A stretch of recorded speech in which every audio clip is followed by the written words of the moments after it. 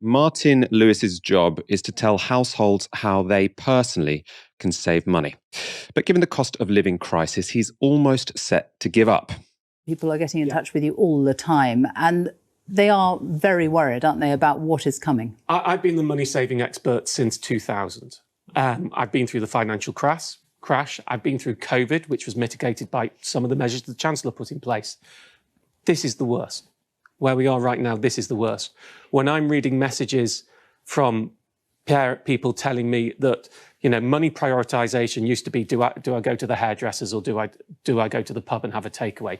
Now it's about I'm prioritising feeding my children over feeding myself. That is simply not tenable in our society. And there is absolute panic, and it has not started yet. We're going to have about 10 million people in fuel poverty.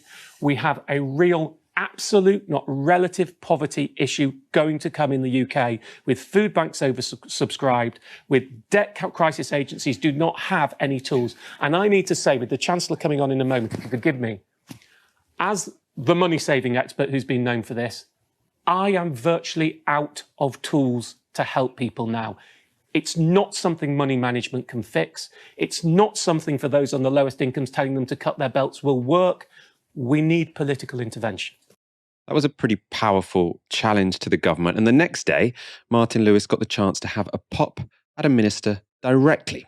That was as guest host on Good Morning Britain. Lewis read to Health Secretary Sajid Javid experiences of people who had contacted him on Twitter.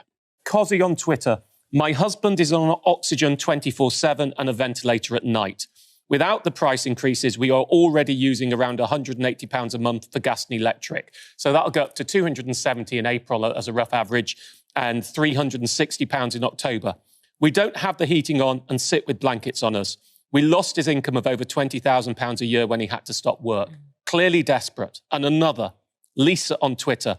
I am disabled for 23 years and a single parent. My PIP, personal independence payment, has increased £3 a month. But council tax increased £5 a month, and my electricity is predicted to go up £70, from £76 a month to £143. I'm petrified, as I don't have another £70 a month. I don't drink, I don't have Sky. Shocking.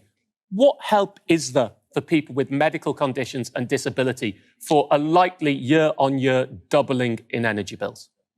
Well, for those people that are on disability benefit or on PIP or some other kind of support, those payments are regularly kept under review. They do often rise when we see rising inflation. I don't want to preempt where they might go to in the future. That's clearly got to be a government-wide decision. But it is important that they are still there and available for people at the right level so that it can give them support that they are intended to do so. Those stories are heartbreaking, and Javid's answer wholly unsatisfactory. Benefits are set to rise by 3.1% in April, but the rate of inflation over last year now stands at around 6%, with the Bank of England warning it will go over 7% in the coming months. What's worse, energy bills, which Martin Lewis's contacts were directly referring to, are set to rise by an average of 54%. 3.1% rise is not going to cover that.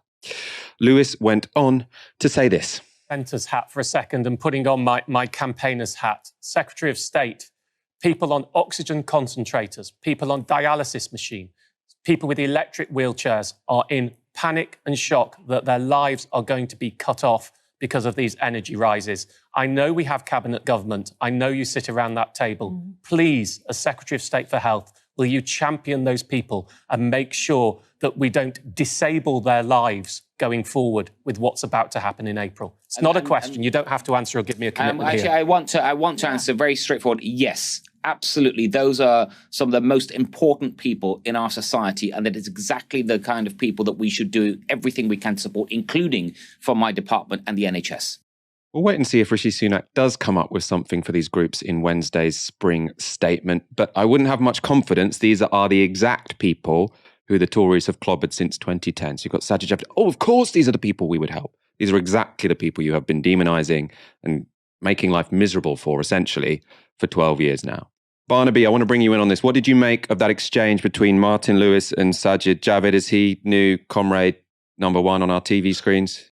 Well, I think he may be detecting that there is a kind of class politics to inflation, because rising prices on essential goods affect those who have least.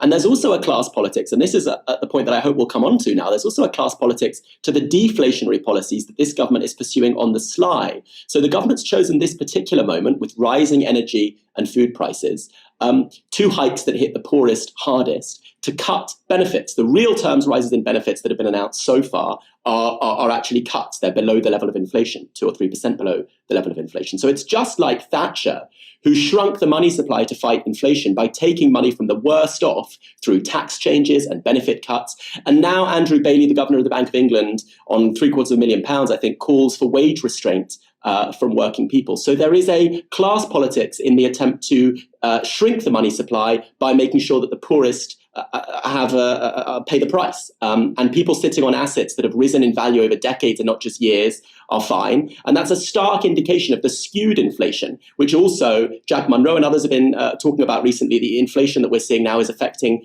cheaper food more than more expensive food. It's affecting the goods that poorer people buy more. The problem the government has is that tinkering at the edges can't solve these grand challenges. And you see ministers embarrassed and saying this. They know there's a problem with the model of British capitalism to which they're loyal. They know that we're facing a period of rising prices of food and of energy. They know that we're facing an inflationary period driven in part by those supply side pressures. And so even if they were willing to look at price and wage controls, as some kind of post-Keynesian economists are suggesting, we face a period of real crisis. There are answers, of course. We could nationalize the energy companies and use their huge profits to keep bills down, and then use them to transition to green energy. Because part of the long-term thinking here is that we need stabler energy supplies, both for geopolitical reasons and also for economic reasons. And so we need to change our economic model so that we are combining high interest rates now with spending, investments from central banks to escape the low investment quagmire of the 1930s. We need, in other words, an economic model that isn't only interested in producing low-wage jobs so that people aren't in a position to weather a crisis of rising prices. We need instead an economic model that's investing in working class people and in the saving of our planet from a climate catastrophe. But that's a very different kind of model from the one that the tinkering and the chaos crisis management that the Tories can offer.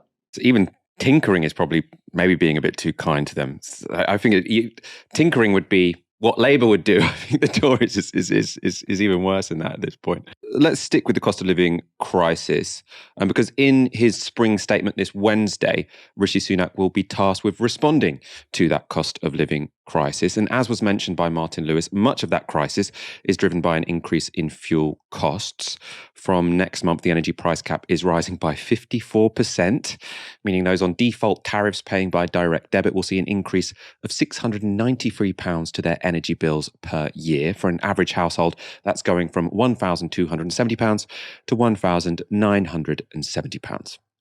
On Sunday, Rishi Sunak was asked about the consequences of those rises. How many people do you think will be in fuel poverty because of rising energy bills? Well, that's why we've acted, to make a difference to those. And the way that we've done it, in contrast to some of the other suggestions, I know you had Rachel Reeves on earlier, we acted to do things in a slightly more targeted way. So by providing £150 to people immediately in April, that obviously matters more to those on lower incomes with smaller fuel bills than it does to people on higher incomes. And that's a deliberate policy approach to make sure that we get targeted support to those on lower incomes.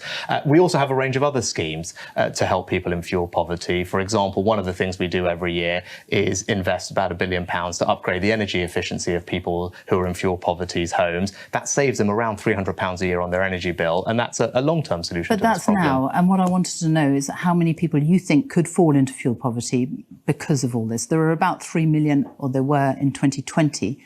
How much is that going to rise? Well, I think you must be looking at those figures. Well, yeah, the actions we've taken, I think, will make a big difference. But how many people do you think? Are we talking about millions more? And Martin Lewis said it could be 8-10 million people could be in fuel poverty. Well, I don't know if he presented any analysis to show that. But you must be doing that analysis. And the analysis we've done will show that the impact of the policies we've put in place will disproportionately help those on lower incomes. To give you another thing, so your actions are going to stop more people falling into fuel poverty? Is that what you're saying? I think the actions of this government and previous Conservative governments over the last 10 years have meant that there are fewer people living in poverty today, over 1 million people fewer living in poverty today. To remind you what Sunak has offered so far, those on low incomes will get a £150 council tax rebate, and all households will get a £200 loan. Now, that doesn't come close to covering the full £700 increase in fuel. The host there was talking about fuel poverty, and the majority of that saving you'll have to pay back anyway from next year when fuel prices are expected to be even higher. And I'm also not sure where Rishi Sunak got that statistic about 1 million fewer people being in poverty. He didn't provide a source. And when Boris Johnson made a similar claim in 2020, the BBC asked Downing Street for once, they asked for what is the source for this claim, and they never replied.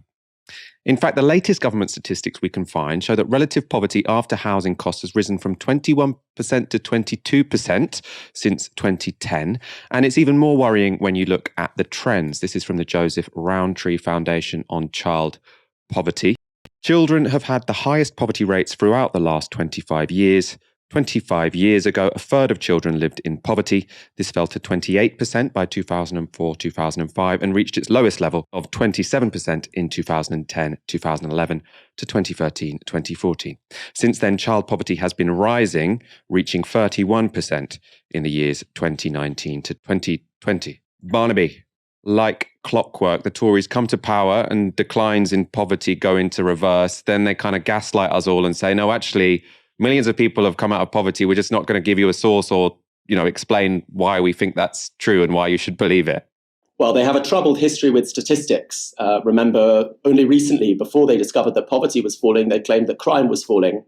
They'd excluded fraud because it was a crime their friends committed, a crime they sometimes aided and abetted when it came to COVID contracts. So they just cut that out and it wasn't real crime. And the rest of crime they told us was falling. It reflects a kind of arrogance, a kind of born to rule, buccaneering confidence. And I think a lack of much regard for the fact that 4 million children are now in relative poverty when you include housing costs. And it's been steadily increasing since actually about 2013.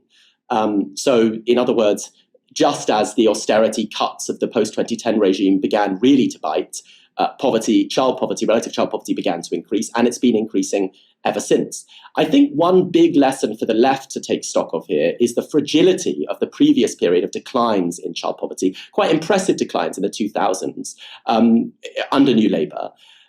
They were based mostly on cash transfers, on tax credits and benefits changes, which meant they were easy to pull away. They weren't embedded in institutions like the creation of the National Health Service, a past Labour achievement that couldn't just be torn up by the next Tory government, or indeed something like right to buy and council housing, which couldn't just be torn up by a Labour government very easily. So I think that we have to think now about how we advocate and demand for policies that don't just transfer cash in a redistributive way, in a way that can then be easily reversed, but establishes a more egalitarian set of institutions, a more egalitarian economy, which isn't reliant on cash transfers from the City of London, for example, which leaves us very ill prepared to face a cost of living crisis and allows Tories to come into power and send poverty through the roof. I think we need longer term thinking on the left about how we change our economic model so that these kinds of criminals aren't able to get away with this much more.